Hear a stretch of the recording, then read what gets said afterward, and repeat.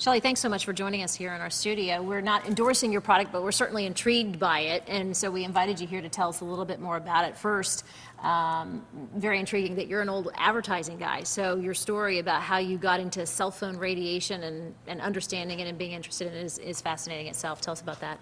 Well, I was watching ABC 2020 in the fall of 1999, and they did a 20-minute segment on cell phone dangers. And they showed tests from Europe that indicated the potential health risk, and it just intrigued me. I didn't even own a cell phone. Health risks associated with cell phone use. With cell phone use, exactly. Right. So I went online and I started researching studies, and they were positive, negative, inconclusive. And then I found products that claimed to block radiation. I had companies send them to me, and they were all phony shields and chips that did nothing. They had no valid testing. And how did you know that? You sent them off to labs yourself? Well, I looked at all their studies. They had nothing. They were just phony stickers that go on the phones. Okay. By pure chance, I found material that was developed to protect workers in radioactive environments for their clothing. So I had them send me a large piece, and I tested it through a universal testing method, and the material blocked 99% of the radiation from penetrating the material. So in January of 2000, I created the Wave Shield. And I sent it to a U.S. government-listed lab to test on phones, and we got great results. This is the Wave Shield here. Let's open one, and maybe, or you have one on your phone. Yes, I have it on the phone. Okay. Basically, we're not blocking all the radiation off the phone. We're only blocking the radiation that goes into your ear through the slit or circle that you listen through. So you're actually saying that the piece of material, there's a piece of mesh, almost a mesh or material that goes over the slit that goes into your ear. That you listen through, right. Okay. Because the ear is the highest absorption rate of radiation in the body, and this is where most reports of tumors and health problems are, directly behind the ear. So our focus in testing at the government-listed lab showed that our Wave Shield blocked up to 97% of the radiation going into your ear without affecting reception. This little piece of mesh right here. Exactly. Okay. Okay. Then I discovered that cordless phones are equal or worse than cell phones. Okay. So I made a larger one. It's the size of a quarter because the listening area is bigger. And it was sent to the lab, and it blocked up to 97%. Now, most people remember when you had a cordless phone, if you went outside, you lost the call. Now you can be 2-3 blocks from the base, you don't lose the call.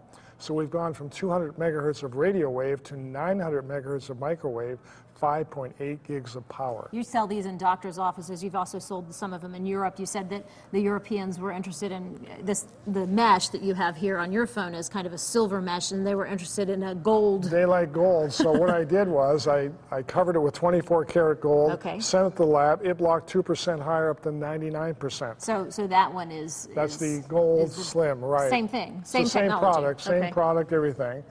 And we have testing from U.S. government-listed lab, from Germany, the Russian Health Department. I have testimonials from doctors, users. We have editorials from major newspapers endorsing the Wave Shield. Once again, it does not protect you from all radiation coming into the phone. No. That would interrupt the signal, correct? Right. If I covered the whole phone with my material, you could not make or receive a call. Okay. So it's just over the slit, once again, that goes into your ear. Because that's where the reports of tumors and health problems are, right behind the ear. And I get several reports of tumors a week now. Okay. You have a website. Very quickly, can you tell me about your website? Well, we have two websites. We have the waveshield.com, and then about 6 years ago, because there was lack of information in the USA, I created a new website called the Cell Phone Radiation News Bureau, cprnews.com.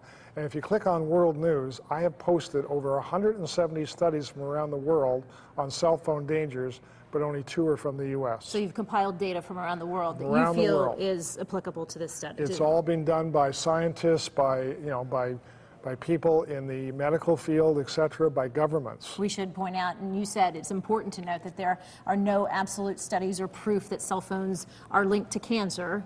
No absolute proof that indicates that at this point. There's no absolute proof, but there's just more and more evidence coming out.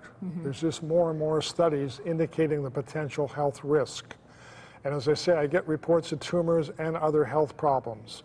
And there was just 2 studies just came out in Europe, one in England, another one. They have spent over $15 million on cell phone safety research. And the French government 2 years ago banned all advertising to children, and several countries in Europe have age limits, like under 14, you can't use a cell phone. So you set up your website. Tell us the name of the website once again. cprnews.com. Shelley, thanks so much for being here. Thank you.